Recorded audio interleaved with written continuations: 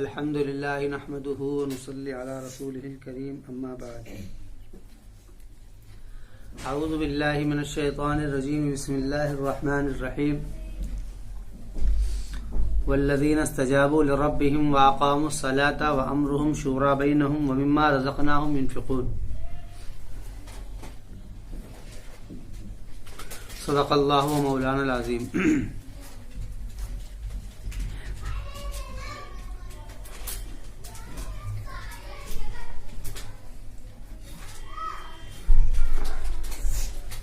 جیسا کہ ہم لوگ جانتے ہیں کہ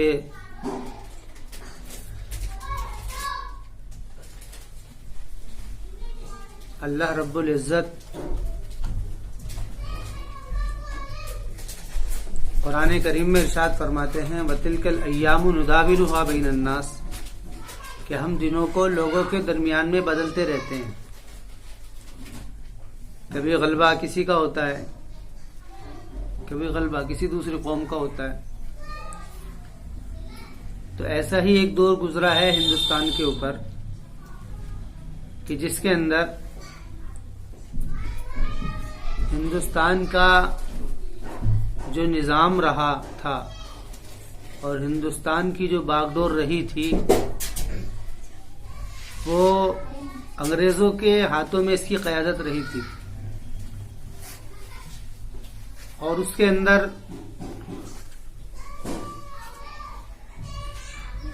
ملک کے لوگوں نے بڑے حالات اور پریشانیاں اٹھائی ہیں۔ اس دور کے اندر ہم لوگ تو واقف نہیں ہیں،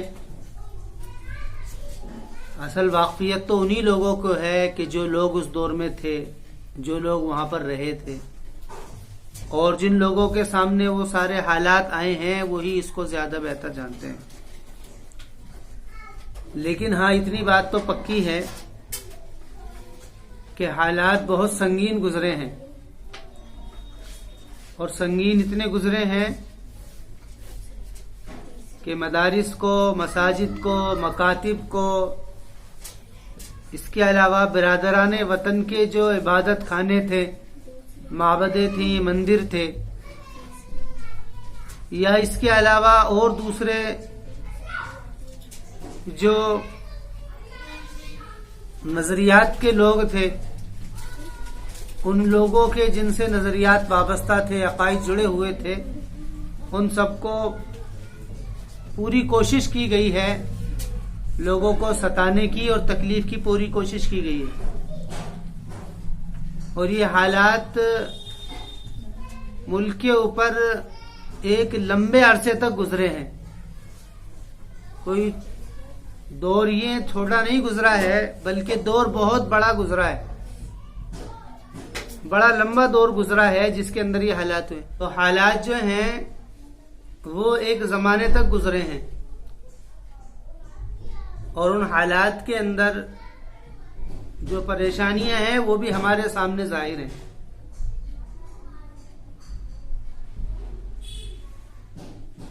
لیکن پھر ایک زمانہ وہ بھی آیا کہ جس زمانے میں ملک کے دانشوروں نے اس بات کی فکر کی، کوشش کی کہ کس طریقے سے انگریزوں کے پنجے سے نکلا جائے اور ملک کو آزاد کر کے وہی آزادی دلائی جائے کہ جس آزادی کی زندگی کے اندر لوگ مذہب کے اعتبار سے آزاد ہو، معیشت کے اعتبار سے آزاد ہوں، اپنے حقوق کے اعتبار سے آزاد ہوں۔ تو اس کے بارے میں فکر کی، اور اس کے لیے بڑی بڑی قربانیاں دی گئی ہیں۔ ہر ایک مکتبہ فکر کے لوگوں نے اس کے لیے قربانیاں دی ہیں۔ اب وہ چاہے قربانی دینے والے چند شیخر آزاد ہو، یا اس کے علاوہ مولانا آزاد ہوں، یا اس کے علاوہ اور دیگر لوگ ہوں کہ جنہوں نے ادروائز ان کے علاوہ جتنے بھی لوگ ہیں وہ ایک لسٹ ہے، پوری فہرست، کہ جس کے اندر ملک کے سبھی لوگوں نے اس کے لیے قربانیاں دی، اور اس قربانی کے نتیجے میں بہت سارے حالات آئے ہیں جو ان لوگوں نے سہے ہیں۔ اصل موضوع ان لوگوں کے حالات کے اوپر چرچا کرنا نہیں ہے، بلکہ عرض یہ کرنا ہے کہ جس وقت میں ہندوستان آزاد ہوا 47 میں، تو اس کے بعد میں 1947 کے بعد سے 1950 تک تقریباً وہی نظام دستور العمل تھا، وہی آئین اور وہی ضابطہ تھا جو ضابطہ انگریزوں کا دیا ہوا تھا. اسی کے مطابق سزائیں تھیں، اسی کے مطابق جرموں کو جو جرم ہوا کرتے تھے ان جرموں کے خلاف اقدام ہوتا تھا. یعنی کوئی قاعدہ اور قانون ایسا نہیں تھا کہ جو قاعدہ قانون وطنی لوگوں کا ہو اور جس کو وطن کے لوگوں نے مرتب کیا ہو، آزادی کے تعلق سے اور اپنے حقوق کے، تاکہ کسی کے حقوق ضائع نہ ہو. ہر آدمی اپنے مذہب کے اندر مختار ہے کہ ہر آدمی مذہب کے اندر مختار ہے کہ اپنے مذہب کے اعتبار سے وہ جو چاہے کر سکتا ہے، کہ کسی کے اوپر کوئی قید بندی نہیں ہے. تو اس تعلق سے پھر ایک نظام عمل دستور العمل لکھا گیا جو کہ 1950 میں 26 جنوری میں اس کو لاگو کیا گیا. 1950 میں 26 جنوری میں، یعنی 1950 کا پہلا مہینہ جنوری، اس کی 26 تاریخ کو یہ دستور العمل ملک کے ہر ایک شہری کے اوپر نافذ کر دیا گیا. وہ جتنے بھی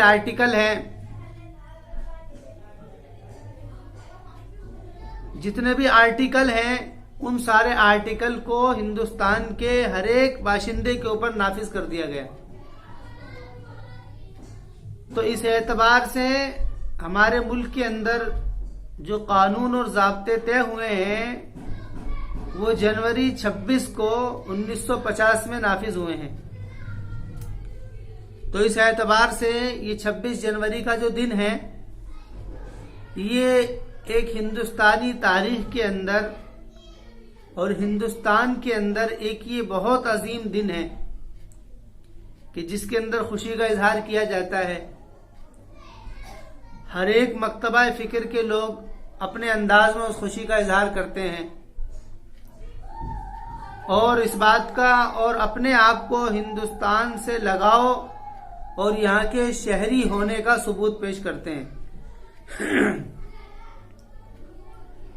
اور وہ نظام جو طے ہوا تھا وہ جمہوری نظام طے ہوا تھا. جمہوری نظام کا مطلب یہ ہے کہ جو بھی قیادت کرے گا ہندوستان کے صوبے کے اوپر، علاقے کے اوپر، یا اس کے علاوہ ملک کے اوپر جو بھی قائد ہوگا وہ جمہوری اعتبار سے اس کا تعین ہوگا. یعنی اس کے بارے میں عوام کو اختیار ہوگا کہ عوام اس کے بارے میں اپنے آپ کو اپنا ووٹ دیں، اپنی رائے دیں، اور ووٹ اور رائے کے تحت جو نظام عمل سامنے آئے اور جو نظام پیش ہو اس نظام کو لوگوں میں نافذ کیا جائے، اسی کو ہی حاکم اور سربراہ مانا جائے. اس کو جمہوری نظام کہتے ہیں.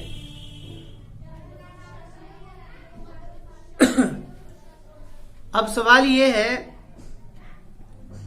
کہ اصل میں بات عرض کرنے کی یہ تھی اس موضوع سے، یہ تو ایک ملکی نظام تھا جو کہ عائد ہوا. اسلام اس بارے میں کیا کہتا ہے کہ اسلام کا مزاج کیا ہے اس بارے میں؟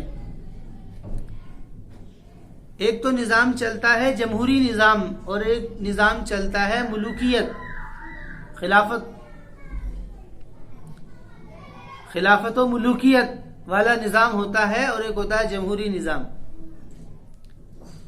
کہ اس کا کیا کہ اسلام ان دونوں چیزوں میں کس چیز کو پسند کرتا ہے؟ اسلام ان میں کس چیز کو پسند کرتا ہے، یہ بات زیر بحث ہے کہ اسلام اس بارے میں اسلام کی تعلیمات کیا ہیں اور اسلام نے کیا نظریہ اس بارے میں پیش کیا ہے.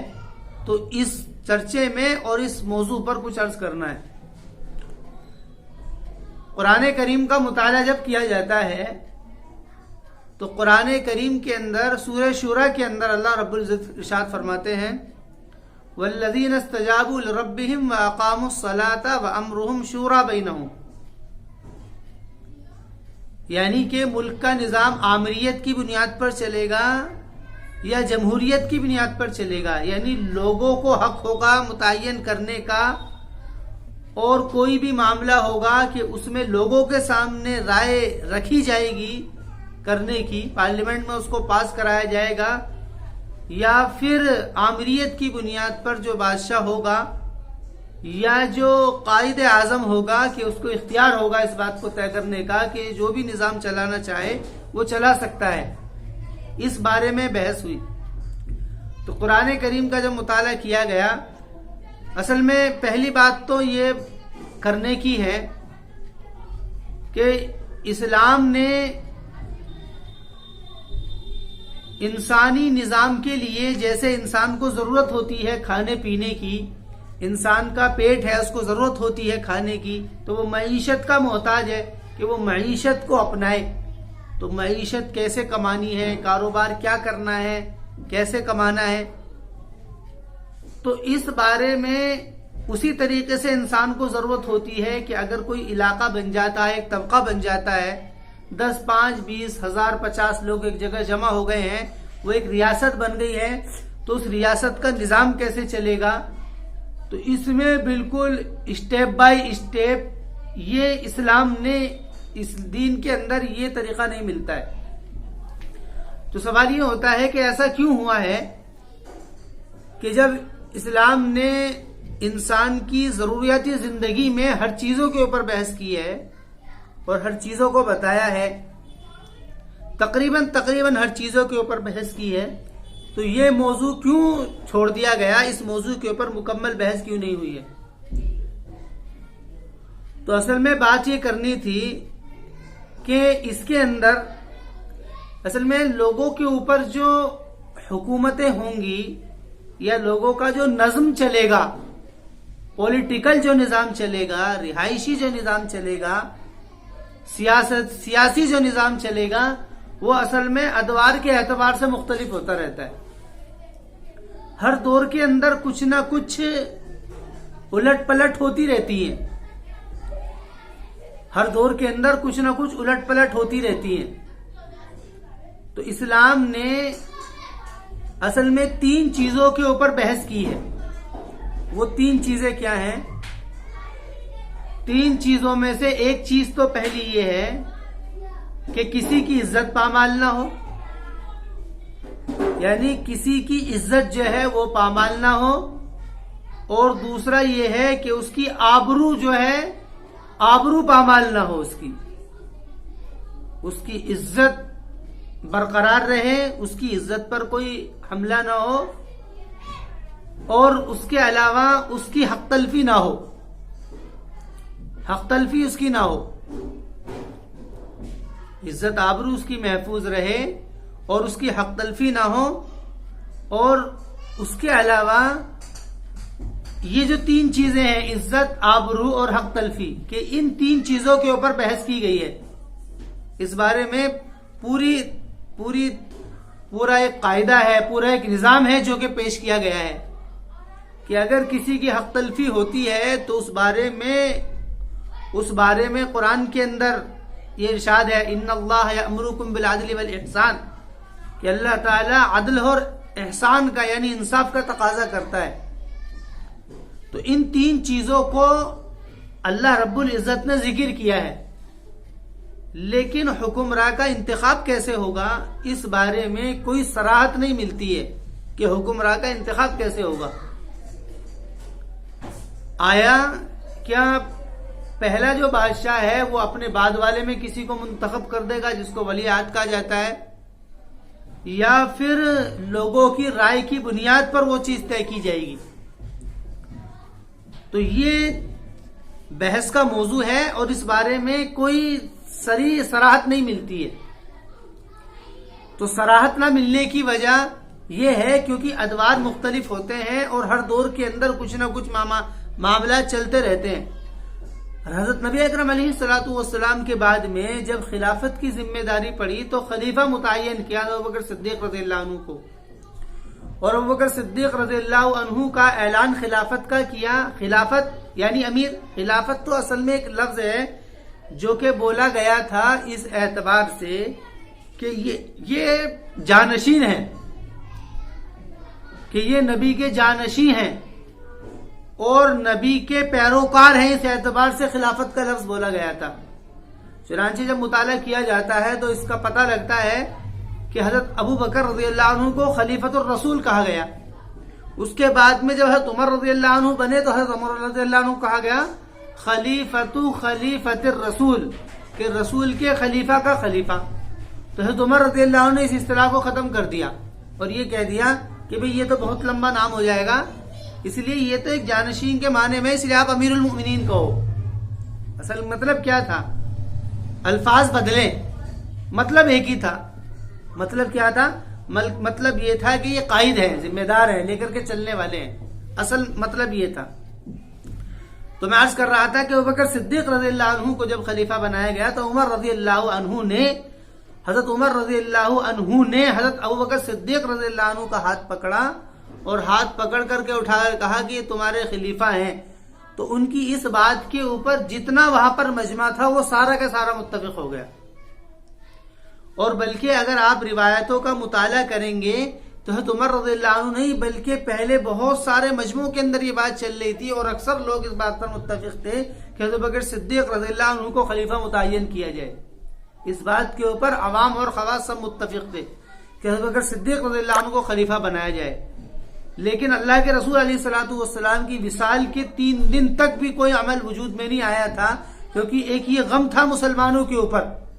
تو اس لیے حضرت عمر رضی اللہ عنہ نے پہل کری اور آپ کا ہاتھ اٹھا کر کے کہا کہ یہ تمہارے خلیفہ ہیں۔ تو اتنا اعلان کرنے کے بعد میں جتنے لوگ تھے وہ سارے کے سارے اس بات پر متفق ہو گئے اور سب نے اس بات کو طے کر لیا کہ ہاں یہ ہمارے خلیفہ ہے۔ اس بات کو سب نے طے کر لیا اور اس بات کو طے کرنے کے بعد میں سب نے بیعت لی، اکثر نے بلکہ سب نے بیعت لی، 99% مجمع نے بیعت لے لی۔ اس کے بعد میں حضرت عمر رضی اللہ عنہ کو جب خلیفہ بنایا گیا تو حضرت عمر رضی اللہ عنہ کی خلافت کے لیے کہ حضرت ابوبکر رضی اللہ عنہ نے اعلان کیا ہے، لیکن اکثر طبقہ بھی اس بات پر متفق تھا کہ حضرت عمر رضی اللہ عنہ کو خلیفہ بنایا جائے۔ جتنا مجمع تھا سارا کا سارا اس بات پر متفق تھا، اس بات پر متفق تھا کہ حضرت عمر رضی اللہ عنہ کو خلیفہ بنایا جائے، خلیفہ متعین کیا جائے۔ اس بات کے اوپر سب متفق تھے، اس بات کے اوپر سب کا اتفاق تھا اور اسی اتفاق کی وجہ سے حضرت عمر رضی اللہ عنہ کو خلیفہ مقرر کیا گیا۔ حضرت عمر رضی اللہ عنہ کے بعد میں حضرت عمر رضی اللہ عنہ نے حضرت عثمان کے لیے 6 لوگوں کو متعین کیا اور ان 6 لوگوں کے زیر نگرانی اس بات کو کر دیا گیا کہ تم آپس میں مشورہ کر کے اس بات کا تعین کرو کہ تمہارا سربراہ کون ہوگا، تمہارا خلیفہ کون ہوگا، تمہارا قائد کون ہوگا، اس کے لیے طے کیا۔ تو اس کے اندر حضرت عثمان تھے، حضرت علی تھے اور حضرت طلحہ تھے۔ یہ لوگ جو تھے یہ 6 لوگ تھے کہ ان لوگوں نے پھر اس عمل کو طے کیا۔ تو ہم اگر تو اس بات میں بڑی بحث چلتی ہے کہ آمریت اصل ہے یا جمہوریت اصل ہے، یعنی حکم، یعنی کہ ایک ہی آدمی کسی چیز کو طے کرے گا یا کہ عوام اس چیز کا فیصلہ کرے گی، کہ عوام اس چیز کا فیصلہ کرے گی۔ تو قرآن کریم اس کے اندر اس بات کو کہتا ہے وَالَّذِينَ اسْتَجَابُوا لِرَبِّهِمْ وَأَقَامُوا الصَّلَاةَ وَأَمْرُهُمْ شُورَىٰ بَيْنَهُمْ، کہ ایمان والے وہ لوگ ہیں جو کہ اپنے رب کے سامنے جھک جاتے ہیں اور اپنے رب کے ہر بات کا جواب دیتے ہیں، اطاعت کرتے ہیں۔ وَأَقَامُوا الصَّلَاةَ، اور نماز قائم کرتے ہیں۔ وَأَمْرُهُمْ شُورَىٰ بَيْنَهُمْ، اور ان کا معاملہ ان کے آپسی مشورے کی بنیاد پر ہوتا ہے۔ وَأَمْرُهُمْ شُورَىٰ بَيْنَهُمْ، کہ ان کا معاملہ آپسی مشورے کی بنیاد پر ہوتا ہے۔ تو اس بات کو قرآن نے پسند کیا ہے کہ معاملہ جو ہو کہ وہ معاملہ آپسی مشورے کی بنیاد پر ہو، کہ سب لوگ جس بات کے اوپر متفق ہو جائیں کہ اگر لوگ اگر کوئی معاملہ ایسا آتا ہے کہ جس کے بارے میں اختلاف ہو جائے اور اختلاف ہونے کے بعد میں اس بات کی تمیز ممکن ہو جائے کہ کس چیز کو طے کرنا ہے کسی بھی معاملے میں، تو اس میں اکثریت کو اوپر فیصلہ کر دیا جائے. کیوں فرمایا وَأَمْرُهُمْ شُورَىٰ بَيْنَهُمْ، کہ ان کا معاملہ ان کے درمیان مشورے کی بنیاد پر ہوگا، یعنی وہ مشورہ کریں گے. اب جب مشورہ ہوگا تو کچھ لوگ ہاں کہنے والے ہوں گے، کچھ نہ کہنے والے ہوں گے، تو اس میں فیصلہ کیسے ہوگا؟ کہ اس میں فیصلہ اکثریت کی بنیاد پر ہوگا، کہ جو لوگ اکثر ہوں گے ان کی بنیاد پر اس بات کا فیصلہ کر دیا جائے گا. تو اس طریقے سے یہ نظام چلے گا، اس طریقے سے یہ نظام چلے گا. لیکن اس کے اندر کہ اس بارے میں رائے دینے کا حق کس کو ہوگا؟ اب آپ جانتے ہیں کہ مجمع کے اندر ہر انسان ایک صلاحیت اور استعداد کا نہیں ہوتا ہے. صلاحیت اور استعداد کے اعتبار سے اور عقل کے اعتبار سے ہر ایک انسان الگ ہوتا ہے. کسی کی عقل زیادہ ہے، کسی کی کم ہے، کسی کے اندر کچھ صلاحیت ہے، کوئی صلاحیت سے کم ہے. تو اس کے اندر ان لوگوں کا انتخاب ہوگا کہ جو لوگ صاحب صلاحیت ہوں اور صاحب استعداد ہوں، جو لوگ سمجھ سکتے ہوں. جیسا کہ حضرت عمر رضی اللہ عنہ نے ان 6 لوگوں کا متعین کیا تھا، اس لیے متعین کیا تھا کہ یہ لوگ جو ہے صاحب عقل ہیں، کہ ان کا تعین ہے اور یہ لوگ اس بات کو پھر طے کریں. اور یہ بات پکی تھی کہ حضرت بکر رضی اللہ عنہ کہ جب کسی معاملے کے نفاذ کرتے تھے تو اس کے اندر پہلے اس کو اپنے ساتھیوں کے درمیان رکھا کرتے تھے، اس کے بارے میں مشورہ لیا کرتے تھے، اور جب جو احباب سارے کے سارے کسی بات کے اوپر مطمئن ہو جاتے تھے تو پھر اس کو جا کر کے نافذ کر دیا جاتا تھا. کہ جب اس کے اندر سب کی رائے متفق ہو جاتی تو اس کو پھر نافذ کر دیا جاتا تھا. تو نفاذ جو ہوتا تھا وہ اتفاق کے بعد میں ہوتا تھا، نفاذ جو ہوتا ہے وہ اتفاق کے بعد میں ہوتا تھا.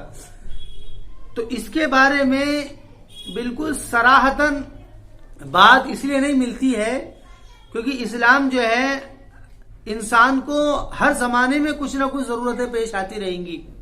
ہر دور کے اندر کچھ نہ کچھ طریقہ بدلتا رہے گا. کسی دور کے اندر طریقہ بیعت کا ہوگا، کسی کے درمیان ووٹنگ کا ہوگا. ووٹنگ بھی اسی کو کہا جاتا ہے، اس کے اندر بھی رائے دی جاتی ہے. بیعت کے اندر بھی یہی بات ہوتی تھی.